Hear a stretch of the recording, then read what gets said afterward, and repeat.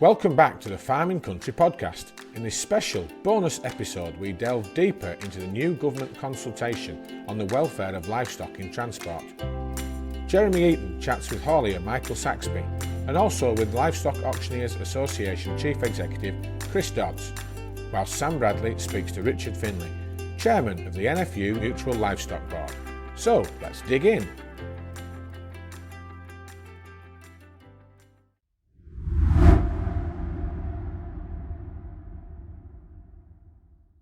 Chris, given how close we are to the closing date for responses to the consultation, could you summarise the main points which you feel will affect farmers and the way they operate, and really to help anybody that might be looking at this for the first time over the weekend, given that it's 25th of February when this closes?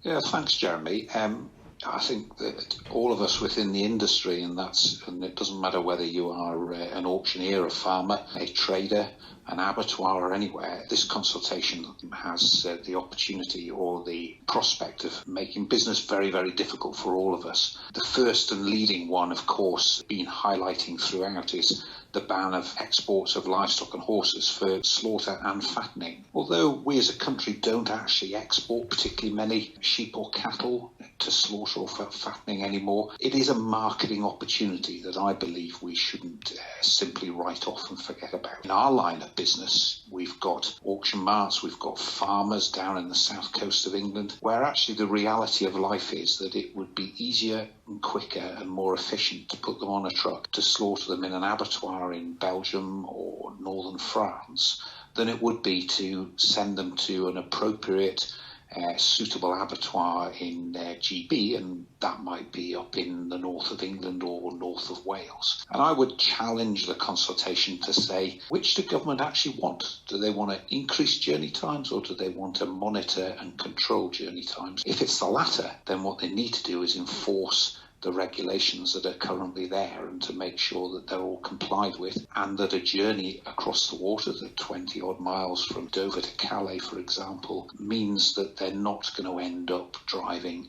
for 2 days to the very farthest, deepest south of the EU or further. I think there's reason why we shouldn't just simply ban live exports. I think we need to manage it and make it a much better system. Of course, if you stop live exports, you also then simply move the problem further away. So it could end up with where UK lambs have fulfilled a marketplace in Northern Europe, and if they're suddenly not there, then those animals will be sourced and they will probably drive massive distances within the EU to supply the marketplace that's much closer to the UK. So there's a lot of thinking to go on before we simply say that morally we should stop live exports. We then challenge the question about whether an export means a crossing of water, and of course if we do, then the big question in one of our devolved nations, and primarily Scotland, is how on earth do we accommodate the journeys from the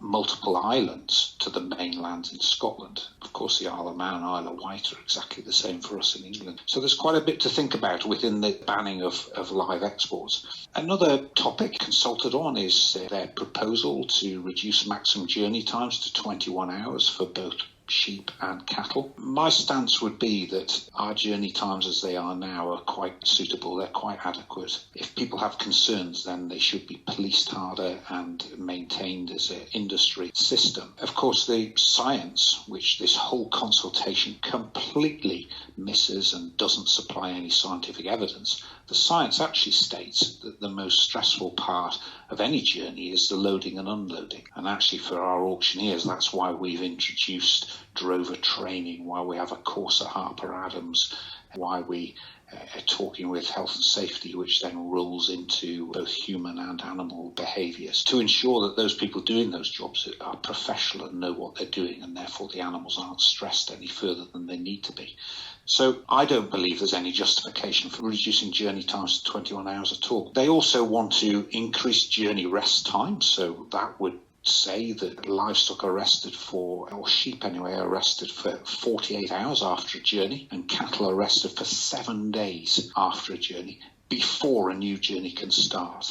Again, there's little, if any, science to even suggest that this is needed in any length of time, and certainly not to the extent that they're proposing within the consultation. They also, and this is a very challenging part of the consultation, they are saying that journeys should be restricted to taking place only when the temperature is at 5 degrees or above, or is below 30 degrees. And of course, we've just had a month or 6 weeks of particularly cold weather. And as auctioneers, we would say to you that would it have been possible in the last month to have prepared a sale date on the basis of the temperatures we've had? And the answer would be no. Certainly where I live, which is right up in the north of England, I don't think we've had a day in the last month when throughout the day the temperature has been at 5 degrees or above. We have now, the weather's changed, but certainly up until a week or 10 days ago we didn't. What would happen then?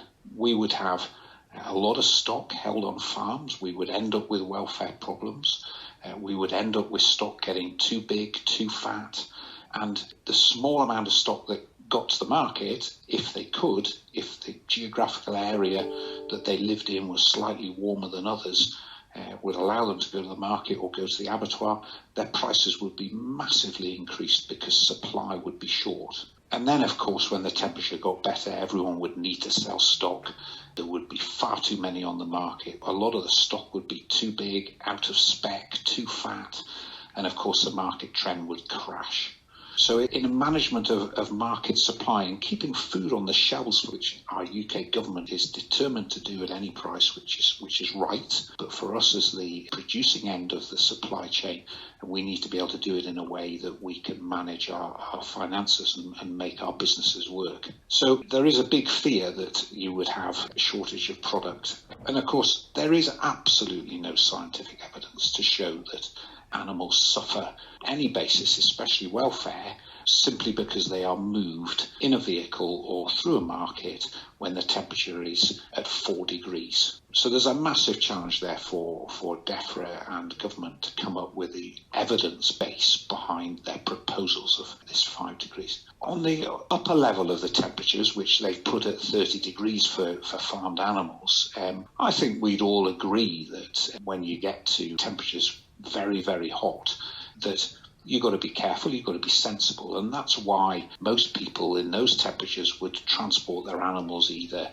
through the night, early morning, later on in the day when the temperatures had dropped back and were more manageable. And that's what we do anyway. You know, that is just good welfare, good husbandry. And I think we, as respondees to the consultation, should stress that and explain that actually we want to look after our stock because that's what we do, that's why we farm, and not looking after stock is not good for anyone. Of course, then they've talked about wanting to increase the space and headroom requirements for livestock transported.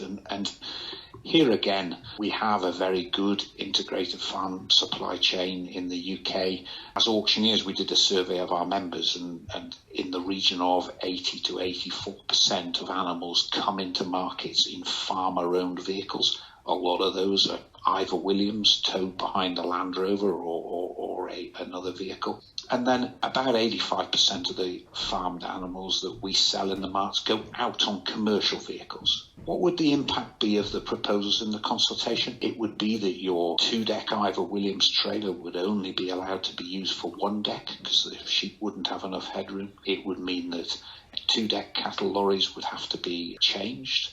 It would mean that 4-deck commercial sheep lorries would not be able to hold 4 decks. And indeed, there's been some work done, some evaluation of cost and time and lorries and everything else by industry that would suggest that the number of journeys would increase by 40% as a result of the proposals on space and headroom.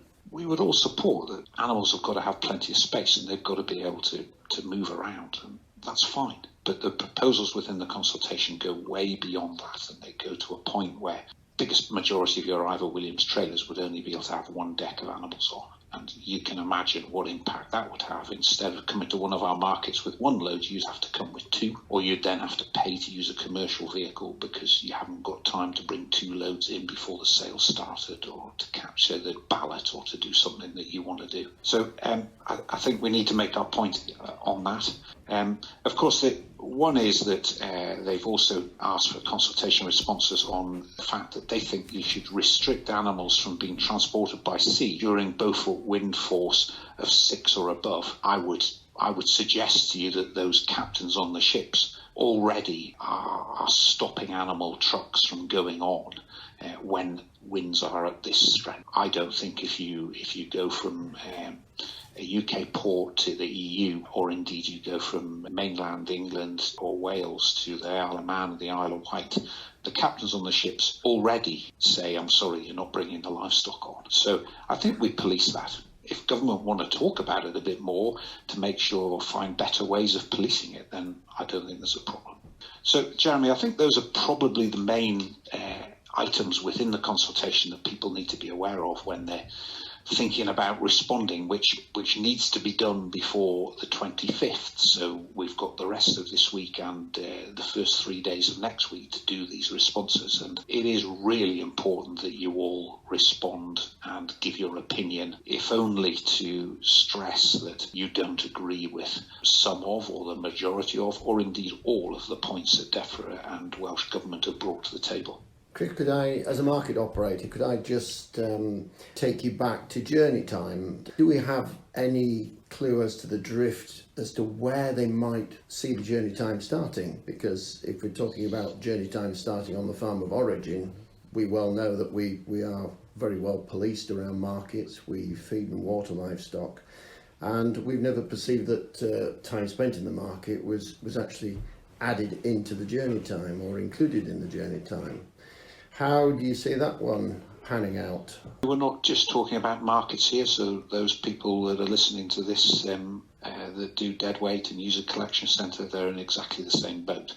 The proposals within the consultation are that the journey starts when the first animal on your farm starts to be loaded, and it finishes when the last animal leaves the lorry at final destination. So the time in market would be included within the 21 hours. Now, we've done a survey with our members, quite an extensive one, and the journey time in is on average just on or thereabouts an hour into the market. It's about 7 hours, an estimated time in market, and then leaving it's about 2 hours going out. So most people would say, well, that's fine, that's within 21 hours, it's not a problem. Actually, the reality of it is that some animals come in the night before a sale, some animals come in on the day of sale, and the buyers can't get appropriate haulage, or they can't accommodate them till the next morning, and they're picked up. But what we do as auctioneers, we feed and water those animals while they're in the mart, and they are properly resting when they're in the market. So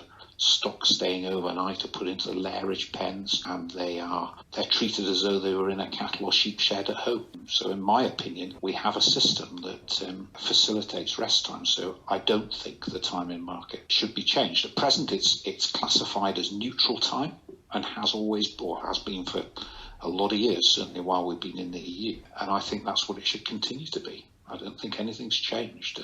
And happy as an auctioneer and representing all the livestock markets in England and Wales, more than happy to sit down with government and talk about it, and to discuss areas that they might have doubts about, to make sure that we can satisfy those doubts and ensure them that everything is as it should be. You clearly sit down as our representative for the Livestock Auctioneers Association in numerous trade meetings throughout the week. Do you recognise these complaints about welfare of animals in transport? The hauliers I come across, like us, are of the view that we're dealing with high value stock, and if I was having a problem, I'm pretty certain I'd receive some very hefty complaints very quickly if this was something which was a regular occurrence. And I can't remember the last time I had a complaint about it. Jeremy, you're saying exactly what any other member has said to me when I've asked them, and we've discussed this. There is a requirement for stock arriving in an abattoir They call it death on arrival. If anything is dead on the lorry when it arrives at an abattoir, the Food Standards Agency inspectors are required to give a reason why those animals are dead. The industry has done a Freedom of Information request, and it shows that nothing's been registered as having died because the temperatures were too hot or too cold or anything like that. So there is no evidence to suggest that temperatures have impacted on the welfare of the animals when they've been taken, certainly from farm and markets and collection centres to abattoirs. And you're absolutely right. If we as auctioneers don't ensure that the animals remain in the condition they're in at the time that they're presented for sale, those buyers would not come to our markets. They would not pay the prices they're paying, and they would be knocking on our doors wanting compensation. And that simply isn't happening. The basis of trade and getting what you want has proven to us that there isn't a general problem within the business that we're involved in at all. Pricing and the ability to access competitive markets and achieve a high price seems to me fundamental to it. And some aspects of this could undermine the competitive nature of achieving price for farmers. Chris, I'm going to wind it up now, but I'd like to thank you for your time in delivering that to us. That's been really helpful. My understanding is the consultation closes on the 25th. I've had a look at it myself, and I'll be submitting one on behalf of the company. You can, I believe, get hold of the link on the bottom of the page before you enter the questionnaire. And I think you can see the questions that are delivered within the consultation. If you want to have a read of the consultation, it's as well to read the consultation before answering the questions. Is that right, Chris? Is that fair? Absolutely. And I would say to you that as a farmer or anyone within our trade, that the Livestock Auctioneers Association presented a briefing paper that we've sent to MPs and others, but we've also sent to our members, which highlights the points, and I'm sure that Jeremy would be only too happy to send you a copy of that or provide you with a copy. It's still a several-page document, but it would slightly condense the question as to what is being talked about. Of course, it doesn't capture everything. It doesn't capture the fact that last year 56 days of the year were sub 5 degrees. So that would be 56 days in 2020 when you wouldn't have been able to move your animals. But it does capture most of it, and I'm sure Jeremy would be happy to help you with that. Chris, thank you very much indeed for your time. I know you're a very busy man, but really appreciate you giving up the time to talk to us about that. Welcome Richard Findlay, the Chairman of the Livestock Board for the National Farmers Union. We're just going to have a little talk around the consultation that DEFRA put out on the transport of animals in the UK. The DEFRA consultation, what are your thoughts in general? Thanks, Sam. I think, unfortunately, this consultation demonstrates a low level of understanding on the part of DEFRA about how the livestock industry works and how we move cattle and sheep around the country. They don't seem to understand how it all works and how well it all works as it is. The banning of live exports, that's a government manifesto commitment, and so that's what's one of the parts of it, but the rest of the stuff on journey times and things like that, they've got a complete lack of understanding of how well it actually functions as it is. There's a section on temperatures for transporting livestock. What would be the implications of not being able to transport animals outside the recommended temperature window in this consultation? There would be huge implications, particularly in the winter time, and it would have food supply chain issues. We've looked back over the last 3 or 4 years, not being allowed to transport animals and when the temperatures are lower than 5 degrees would mean that there'd be about 75 days in an average winter in the north of England when livestock couldn't move. Further down the country in the Midlands, that comes up at about 56 days, and in the far southwest it's about 32, 35 days. So on average there'd be nearly 2 months where you wouldn't be able to transport livestock. That's the level of impact it would have on the livestock industry and equally the food supply chain as well. Just to sort of add to that, so they're proposing also that transport journey times are to include time spent in livestock markets. What do you think the implications of that will be on the beef and sheep sector? Again, that would have huge implications.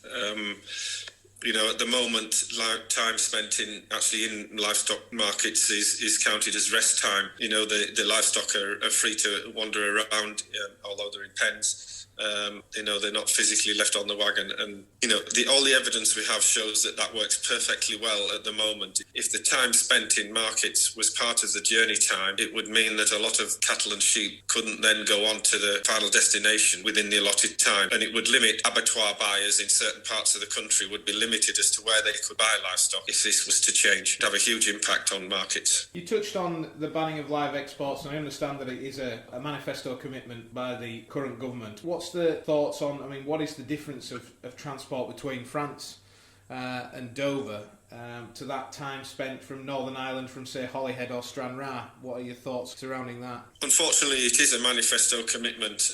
It's an hour and 20 minutes on the ferry from Dover to Calais. So in terms of livestock journeys, the time on the ferry is quite low. The live trade, it's not massive. Some years it's only 5,000 or 6,000 sheep. Some years it's nearer 20, but that's only 12 to 20 odd loads of sheep some years. So it's not a massive trade, but it's one we think should be allowed to continue. So we've proposed an assurance scheme for live exports. There are lots of bells and whistles on, so that it's way above legislation and guarantees tremendous welfare for the animals if they are exported.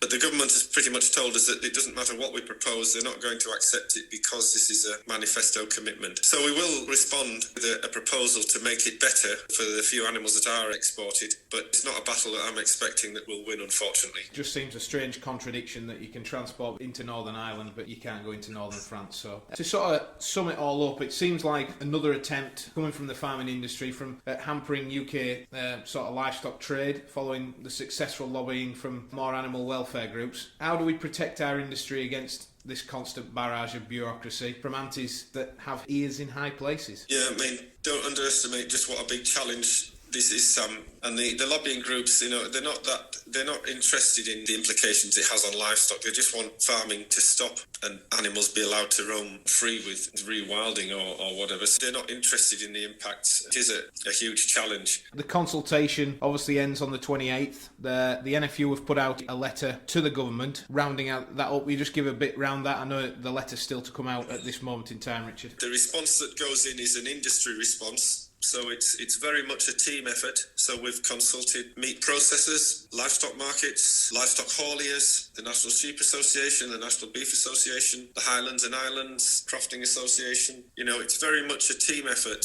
and we've gathered as much evidence as we possibly can to form part of this response, so that the response is robust and should mean that hopefully that we've made the best case possible to leave things as they are. And the NFU has played a key role and has actually written it, but it's just because we have the most resource and the ability to do it. But I would praise John Royal for the amount of time and effort he's spent on it on behalf of NFU members. He has written it, but it is very much a team effort. And just to any farmers listening out there, just imploring you to get on there and make your thoughts felt as well. The consultation's open for everyone, of course, so make your thoughts known. Thank you very much, Richard, for joining us today, and hopefully we'll pick your brains in the future. Yeah, that'd be great, Sam. It'd be good to catch up more often. I'm on the loading bays at Craven Cattle Marts with Michael Saxby. I'm meeting Michael to discuss the government's consultation on improvements of animal welfare and transport. The consultation for this is open until the end of February. My reason for asking Michael these questions is that I think there's a misconception that the livestock keepers think that this is all about live exports of animals, but there are significant proposals embedded within the consultation which impact on the design of vehicles and the possible restriction of movement of animals within temperature parameters, which are really important and need to be responded to so that the government have some meaningful dialogue with those that are involved in the industry. So Michael, how many commercial vehicles do you have on the road? We have 4 Arctics and 1 Rigid.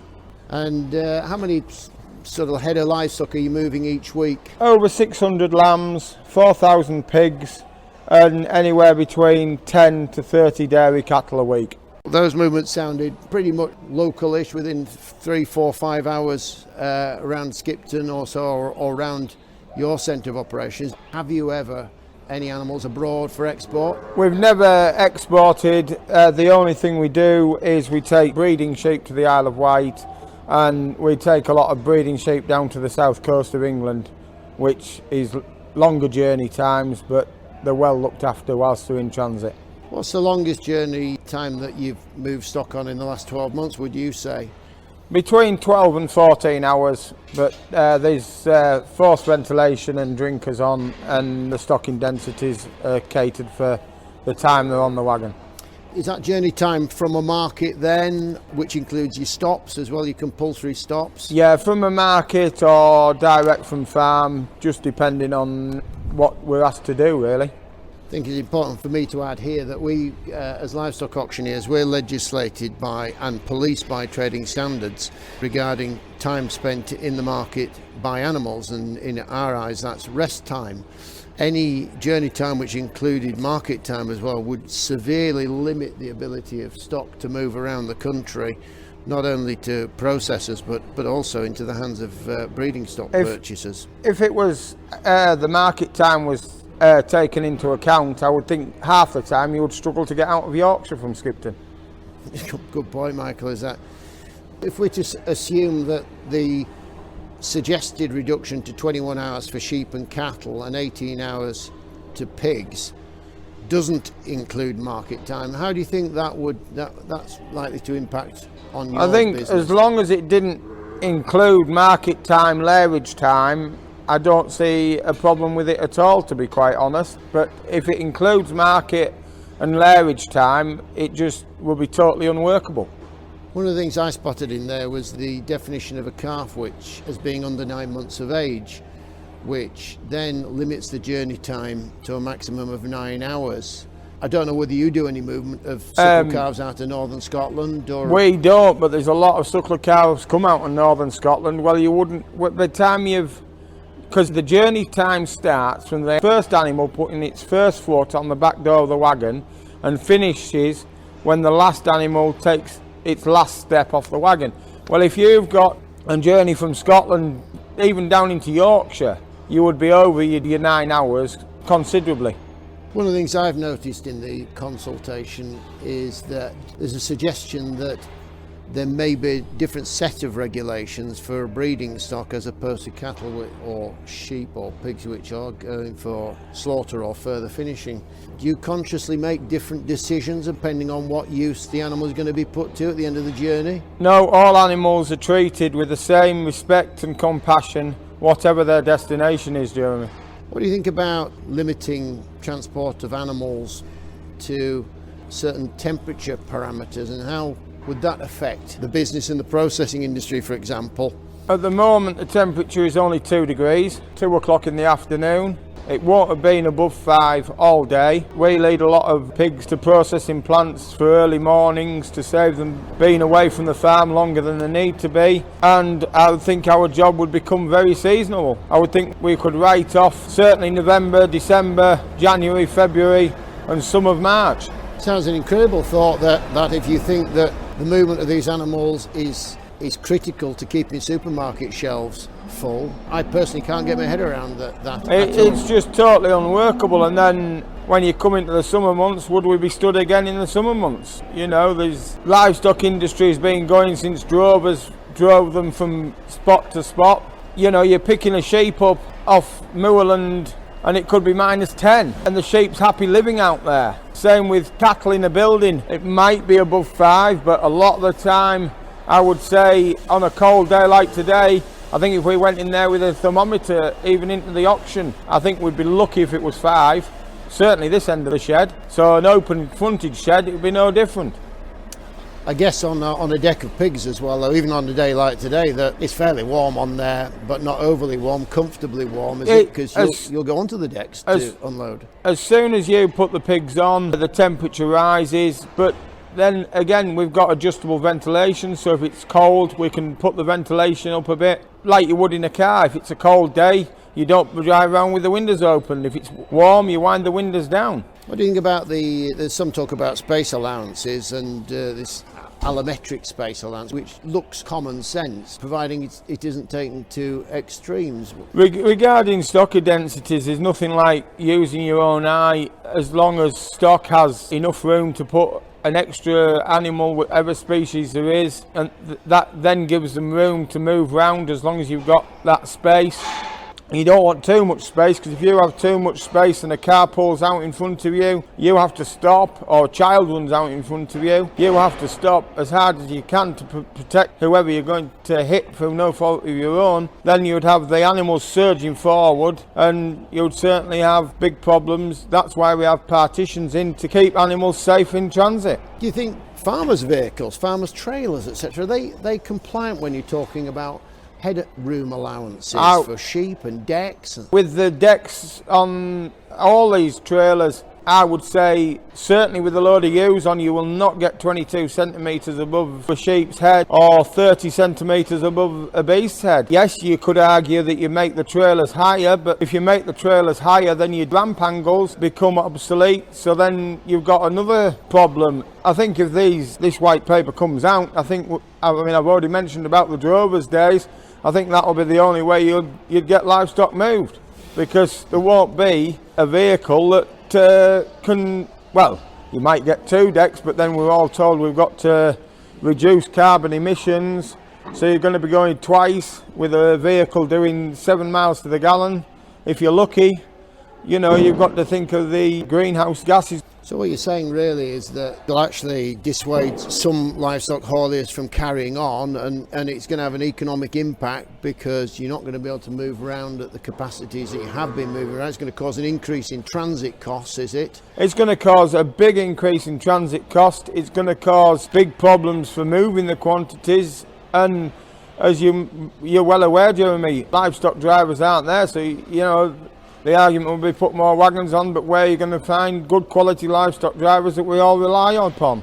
Yeah, from the market's perspective, I think particularly if you start to factor in drops in temperature, etc., there's some potential for it to impact on us all, i.e. farmers bringing stock in on continuous consecutive journeys into the market to fill pens. And if you factor in things like temperature dropping, do we get stuck with a market full of stock until the temperature rises to an appropriate level? And the fact that we've got to keep selling the stock and keep the turnover going for farmers, livestock producers, to keep them trading, keeping them operative, it can almost have a negative effect on welfare in itself. Definitely. I mean, you've got to think when you get into the breeding sales, which have to be seasonable. You take these large markets with a lot of sheep to go down country. I can see, as if they reduce our numbers, which they will do by the decade, you're going to have a lot of sheep left in markets because you're physically not going to be able to move them. Do you think, Michael, we've missed in that run round the consultation paper that you think you should be just drawing to our attention? I know we've gone into the technical side of that somewhat. I think really the industry is already heavily regulated, which I have no problem with. Like I've said, all animals have to be treated with respect and compassion, and if we were doing it badly, we would have more complaints than enough, and I would already be out of business. We put livestock on and pride ourselves in transporting them well.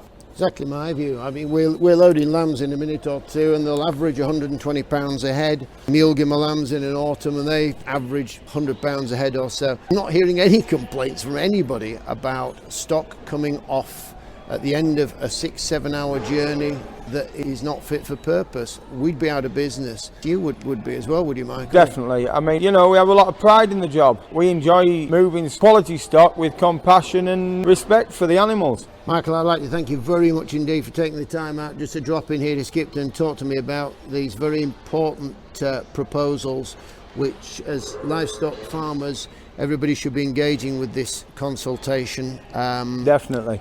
No weight is apparently given to the fact that you're all very, very busy people, but plenty of weight is given to the fact that there's people out there who are prepared to write in with a counter view to the working view of ourselves, livestock hauliers, working farmers working in the industry. Consultation closes at the end of February and it's online.